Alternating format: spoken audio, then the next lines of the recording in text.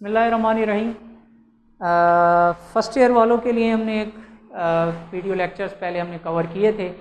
इससे पहले हम लोगों ने ज्योमेट्रिक मीन, हार्मोनिक मीन देखा था, उसका फिर प्रूफ भी एक किया, वो हमारी वीडियो का एक हिस्सा था।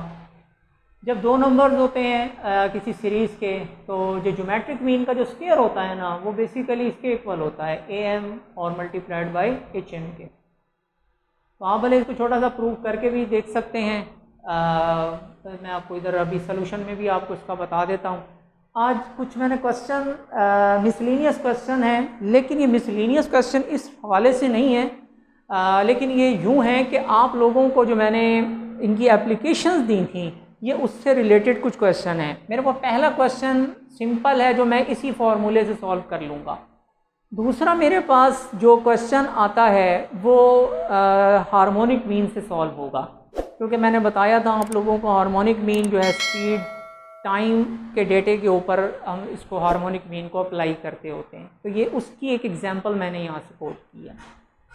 तीसरा जो क्वेश्चन मेरे पास है वो ज्योमेट्रिक मीन से सॉल्व हो जाएगा, और मैं उसको ज्योमेट्रिक मीन की एप्लीकेशन बनाकर उसकी एक एग्जांपल आपके सामने ले आया हूँ। बेसिकली आप ये देखें कि GA का जो स्क्वायर होता है, यानी कि ज्योमेट्रिक मीन का जो स्क्वायर होता है, अगर हमारे पास दो नंबर होते हैं, कोई भी दो नंबर हैं, क्वेश्चन मतलब सीरीज़ के दो नंबर हैं, तो जो ज्योमेट्रिक मीन होता है ना, वो हमेशा AM और HM के प्रोडक्ट के इक्वल होता है। तो आप ये देखें कि आपके पास दो नंबर हैं, जो उनका AM है या खाली A है, वो होता है A + B/2 के। बिल्कुल इसी तरह करके हमारे पास जो G होता है वो पॉजिटिव स्क्वायर रूट होता है, और क्योंकि स्क्वायर ले रहा हूँ तो आप इसको AB लिख लेंगे।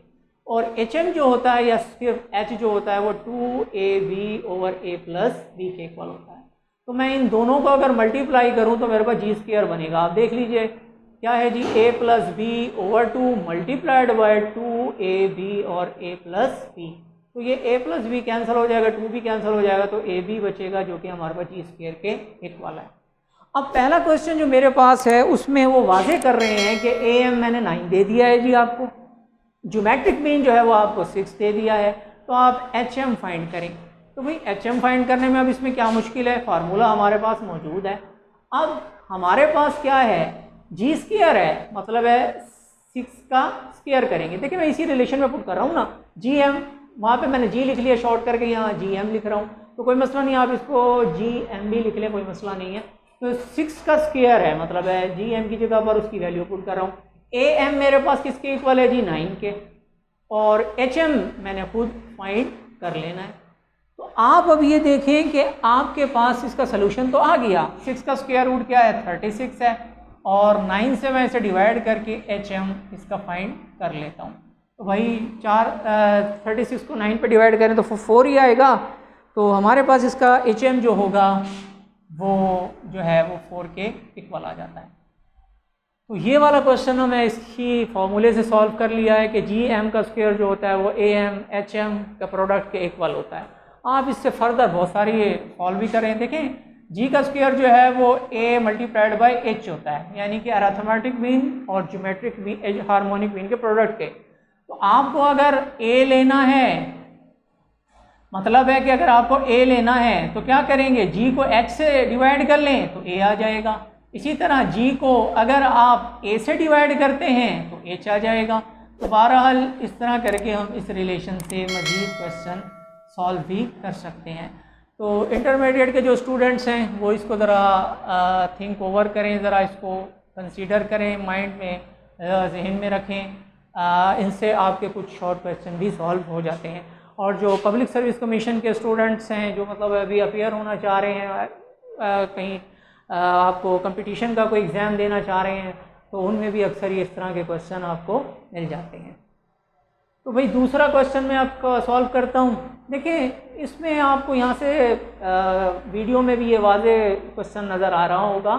वो ये कह रहे हैं कि a man goes from his house to office at speed of 20 km/h, कि एक बंदा जो है जी वो अपने घर से ऑफिस के लिए जो जाता है और उसकी स्पीड जो है वो 20 km/h है, यानी कि 1 घंटे के अंदर वो 20 किलोमीटर सफ़र तय करता है।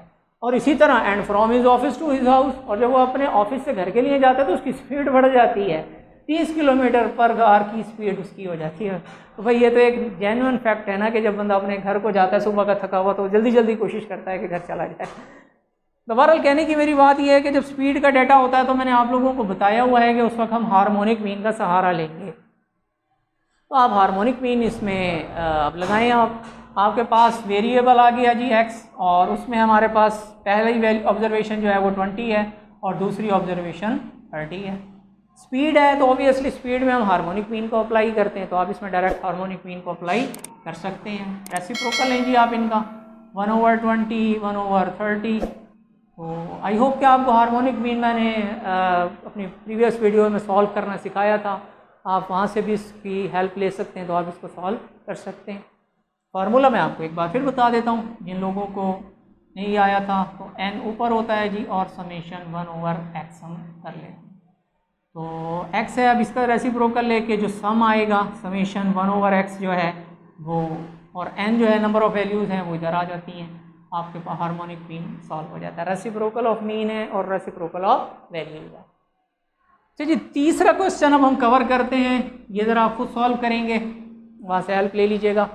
Find out the average rate of increase in population which is the first decade has increase 20%, next 25% and third 44%।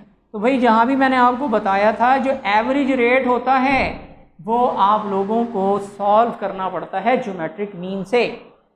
Population में इंक्रीज़ हो रही है जी पहले डेकेड में, यानी कि पहले 10 साल के अंदर जो उसमें इंक्रीमेंट आई है पॉपुलेशन के अंदर वो है 20%। यानी कि सपोज़ कि अगर पहले 10 साल से पहले वो 100% थी, 100% थी, 100 थी, तो उसी के अंदर 20% इजाफा हो गया।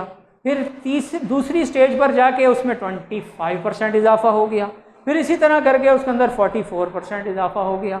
अब वो ये पूछना चाह रहे हैं कि आप इनकी ग्रोथ जो पॉपुलेशन की जो रेट है वो किस रेशो के साथ, किस रेट के साथ बढ़ रही है, आप वो बताएं। मतलब है आपने एवरेज रेट निकालना है पॉपुलेशन का इन 3 डेकेड्स के अंदर। पहले डेकेड के अंदर, पहले साल के अंदर वो 20% बढ़ती है, दूसरे डेकेड के अंदर 25% बढ़ती है, इसी तरह थर्ड में वो 44 बढ़ती है। तो हम इसका सलूशन अब कुछ इस तरह से कर लेते हैं। भाई फर्स्ट डेकेड में उसकी जो है ना जो होती है, देखिए ना अभी स्टार्ट है, एक पूरा 10 साल गुजरेगा तो उसके अंदर जो है ना 20% इजाफा होगा। जो फर्स्ट डेकेड ही होगा, फर्स्ट होगा वो 100 ही होगा। अब फर्स्ट डेकेड जब पूरा एक 10 साल का अरसा गुजर जाएगा, फर्स्ट डेकेड जो होगा उसके अंदर 100 और 25% ऐड हो जाएगा, तो वो कितना आएगा जी हमारे पास 125%। इसी तरह करके हमारे पास जो आएगा सेकंड डेकेड में ऑब्वियसली वो 100 और उसके अंदर पहले के अंदर ना 20 है, तो ये आ जाएगा हमारे पास 120। इसके अंदर 25% बनता है तो 125 आएगा। इसी तरह थर्ड डेकेड्स पूरा 10 साल का टाइम गुजरेगा तो वो क्या आएगा 100 + 44 दैट विल बी 144। तो ये 3 ऑब्जर्वेशन हमारे पास आ गई हैं। अब इन 3 ऑब्जर्वेशन का हम ज्योमेट्रिक मीन ले सकते हैं। तो भाई ज्योमेट्रिक मीन का आंसर आप लोगों को पता है कि ज्योमेट्रिक मीन जो होता है वो पॉजिटिव स्क्वायर रूट होता है, पॉजिटिव nth रूट होता है और the product of n positive values. n positive values है हमारे पास, मतलब 120 multiplied by 125 plus 1 multiplied by 144, और इसका हम थर्ड रूट ले लेंगे। तो कर सकते हैं जी हम 120 मल्टीप्लाइड बाय 125 मल्टीप्लाइड बाय 144, तो हमारे पास बड़ा सा आंसर आ गया है जी ये 216 और 4 टाइम्स 0 बनता है जी। अब हमने इसका थर्ड रूट लेना है, तो आप इसका थर्ड रूट इजीली ले सकते हैं। तो मेरे पास जी इसका थर्ड रूट जो आता है वो इसका आंसर आ जाता है 129.266, लेकिन हमने 100 ऐड किया था, तो आप इसका ज्योमेट्रिक मीन जो फाइनल आंसर निकालेंगे वो निकालेंगे 129.66 माइनस 100। तो आप इसमें से 100 माइनस करेंगे तो ज्योमेट्रिक मीन जो हमारे पास जो आता है वो आता है 29.26%। यानी कि average increase in population is 29.26% है। 3 डेकेड्स के अंदर जो औसत हमारे पास डेकेड उसमें जो पॉपुलेशन में इजाफा हो रहा है वो 29.26% बनता है।